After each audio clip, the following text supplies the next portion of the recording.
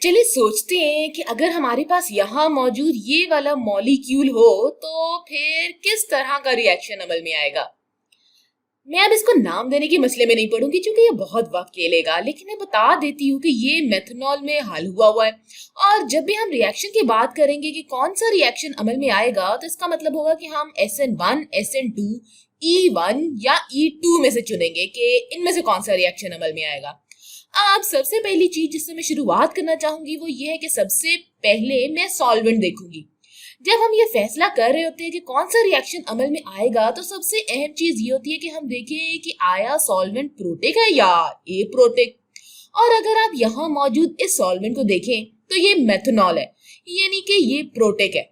और बिल फर्ज अगर आपको याद नहीं कि प्रोटिक का क्या मतलब है तो मैं बताती चलूं कि इससे मुराद है प्रोटिक सॉल्वेंट में प्रोटॉन यहाँ वहां घूम रहे होते हैं या उड़ रहे होते हैं। तो ये एक तरह से एक मॉलिक्यूल से दूसरे मॉलिक्यूल पर छलांग लगा सकते हैं। अब मुझे ये कैसे पता कि मेथनॉल प्रोटिक सॉल्वेंट है? तो इसकी वजह ये है कि चूंकि इसमें आपके पास हाइड्रोजन ऑक्सीजन के बहुत ज्यादा इलेक्ट्रोनेगेटिव एटम से जुड़ा हुआ है, तो मेथनॉल के मॉलिक्यूल में कभी भी ऑक्सीजन हाइड्रोजन का इलेक्ट्रॉन चुरा सकता है। फिर हाइड्रोजन खुद इलेक्ट्रॉन के बगैर मौजूद होगा और इसका प्रोटॉन यहाँ वहां उड़ रहा होगा क्योंकि इसके पास न्यूट्रॉन मौजूद नहीं होगा। खैर, इसलिए ये एक प्रोटिक सॉल्वेंट है। अब शायद आप कहें कि कोई भी चीज जो कि हाइड्रोजन के साथ मौजूद हो वो प्रोटिक होती है, तो इसका जवाब है कि नहीं। अगर आपके पास बहुत सारे हाइड्रोजन कार्बन के साथ जुड़े हुए हों तो वो सॉल्वेंट प्रोटिक नहीं होगा। कार्बन इतना इलेक्ट्रोनेगेटिव नहीं कि वो हाइड्रोजन के इलेक्ट्रॉन्स चुरा सके और हाइड्रोजन के प्रोटॉन ऐसे ही यहाँ वहां घूम रहे हो। तो याद रखने वाली बात ये है कि अगर हाइड्रोजन बहुत ज्यादा इलेक्ट्रोनेगेटिव एटम जैसे कि ऑक्सीजन के साथ जुड़ा हुआ हो तो वो प्रोटिक सॉल्वेंट होता है। और जब हम प्रोटिक के बारे में सोचते हैं तो अब तक हमने जितने रिएक्शंस पढ़े ना, इनमें से प्रोटिक सॉल्वेंट बहुत कम SN2 या E2 रिएक्शन की हमायत करता है। और इसकी वजह यह है कि SN2 रिएक्शन को ताकतवर न्यूक्लियोफाइल की जरूरत होती है और E2 रिएक्शन को ताकतवर बेस की जरूरत होती है। अगर आपके पास न्यूक्लियोफाइल या बेस के गिर्द प्रोटॉन्स फिर रहे हों तो बहुत इम्कान होता है कि ये प्रोटॉन के साथ रिएक्ट कर जाए, और इस चीज का इम्कान बहुत ही कम होता है कि ये सबस्ट्रेट के साथ रिएक्ट कर जाए। तो प्रोटिक सोल्यूशन में आपको SN2 और E2 रिएक्शन बहुत ही कम मिलता है। अब प्रोटिक सोल्यूशन में दरअसल आपको या E1 या SN1 रिएक्शन मिलेगा। इन दोनों रिएक्शन में इन्हें चाहिए होता है कि लीविंग ग्रुप खुद से निकल जाए, और दरअसल इनके गिर्द प्रोटॉन्स मौजूद होते हैं जो कि लीविंग ग्रुप को कुछ हद तक मुस्तहकम या स्टेबलाइज करने में मदद करते हैं। इसका मतलब ये हुआ कि SN2 और E2 रिएक्शन का इम्कान बहुत कम है और E1 और SN1 रिएक्शन का इम्कान बहुत ज्यादा है। तो अभी तक तो ये दोनों अच्छे उम्मीदवार हैं।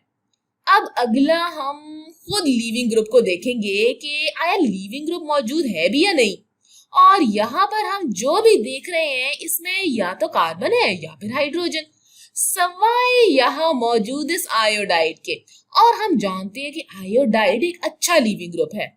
अब एक अच्छा लीविंग ग्रुप मौजूद होना या ना होना SN2 और E2 रिएक्शन की हमायत नहीं करता, क्योंकि ये दोनों ही अच्छे लीविंग ग्रुप के साथ काम कर सकते हैं। लेकिन ये E1 और SN1 रिएक्शन के लिए एक लाजमी चीज है।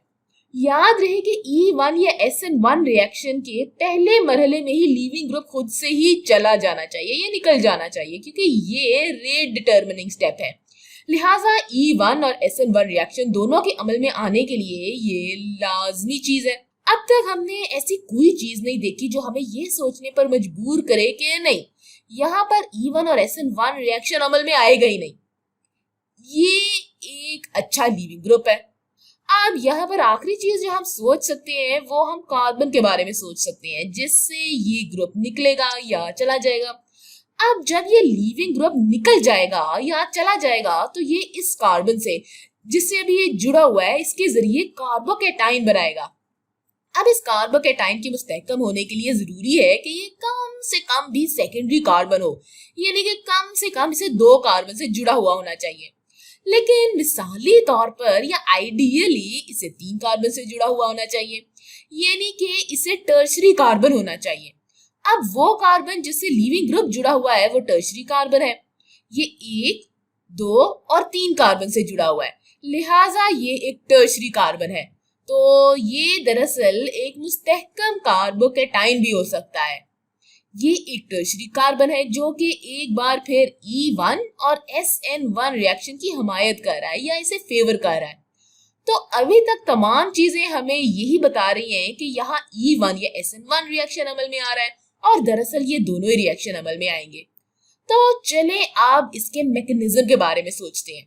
सबसे पहले स्टेप में लीविंग ग्रुप इन दोनों में से किसी भी एक रिएक्शन में निकल जाएगा। तो अगर हम आयोडीन को देखें तो इसके पास पहले से ही 7 वैलेंस इलेक्ट्रॉन्स मौजूद होते हैं। 1, 2, 3, 4, 5, 6 और 7 वैलेंस इलेक्ट्रॉन। और पहले स्टेप में या यूं कह लें कि E1 और SN1 रिएक्शन के रेट डिटर्मिनिंग स्टेप में आयोडीन इस कार्बन से इलेक्ट्रॉन निकाल लेगा। तो ये इलेक्ट्रॉन आयोडीन के पास आ जाएगा ताकि इसे आयोडाइड बना दे और फिर ये कार्बन अपना इलेक्ट्रॉन खोकर खुद कार्बोकैटाइन बन जाएगा। तो इस पहले स्टेप के बाद हमारे पास ये कुछ इस तरह का दिखाई देगा। ये हमारा मॉलिक्यूल है। यहाँ सबसे वाजे है जो हमने यहाँ किया। मैं ये एरो इस तरह से बना देती हूँ ताकि यहाँ वाजे हो जाए कि ये अब हमारा अगला स्टेप है। अच्छा, अब यहाँ हुआ क्या है? हमारे टर्शरी कार्बन ने अपना इलेक्ट्रॉन खो दिया है। तो यहाँ मौजूद इस कार्बन के पास पॉजिटिव चार्ज मौजूद है।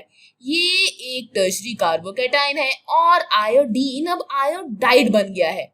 ये इस मॉलिक्यूल से निकल गया है या यूं कह लें कि इसने ये मॉलिक्यूल छोड़ दिया है। तो इसके पास इसके असली 7 वैलेंस इलेक्ट्रॉन्स मौजूद थे। 1, 2, 3, 4, 5, 6 और ये 7। और अब इसने एक मजीद इलेक्ट्रॉन कार्बन से ले लिया है। तो अब इसके पास 8 इलेक्ट्रॉन्स हैं, इसलिए अब ये आयोडाइड एनाइन बन गया है। अब ये वाला स्टेप E1 और SN1 दोनों रिएक्शंस में ही पाया जाएगा। लीविंग ग्रुप को जाना होगा। अब इसके बाद ये रिएक्शन मुख्तलिफ होना शुरू हो जाएंगे। SN1 रिएक्शन में लीविंग ग्रुप बुनियादी तौर पर कमजोर बेस से सब्स्टिट्यूट हो जाता है। E1 रिएक्शन में कमजोर बेस किसी भी बीटा हाइड्रोजन को निकालकर एल्कीन बना देता है। तो चलिए अब इन रिएक्शंस को अलग-अलग बना देते हैं।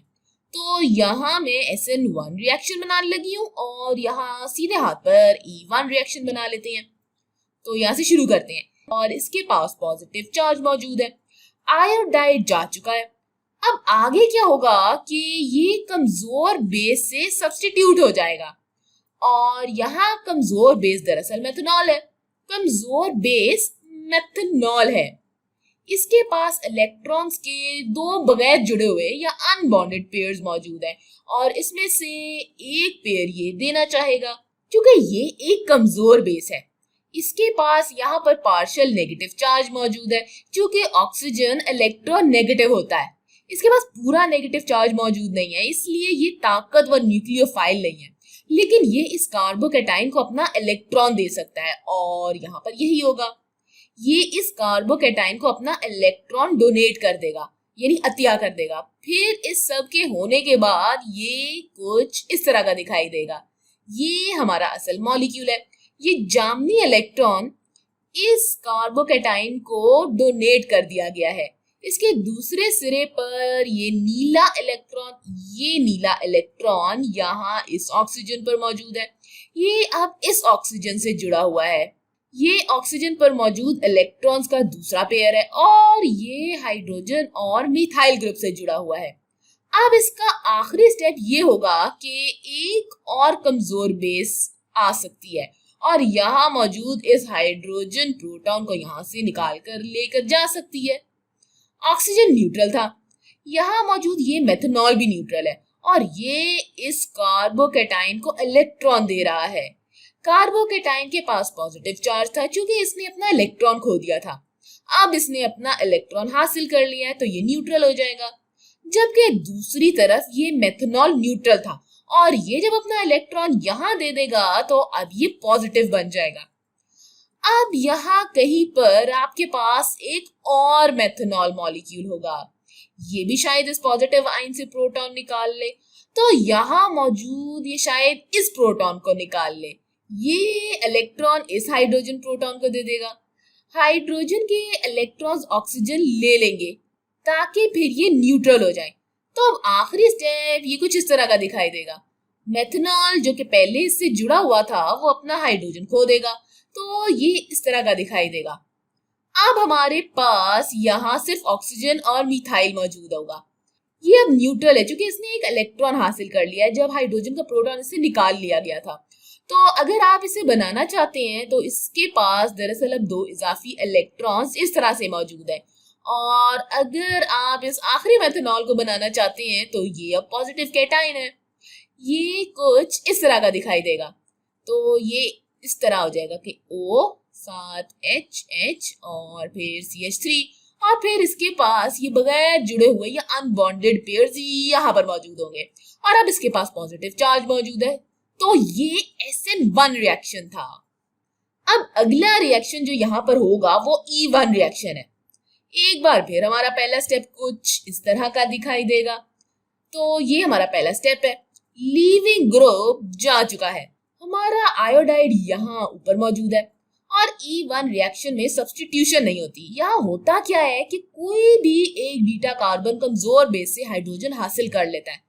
तो चलिए अब ये सोचते हैं कि इसमें बीटा कार्बन कौन सा है।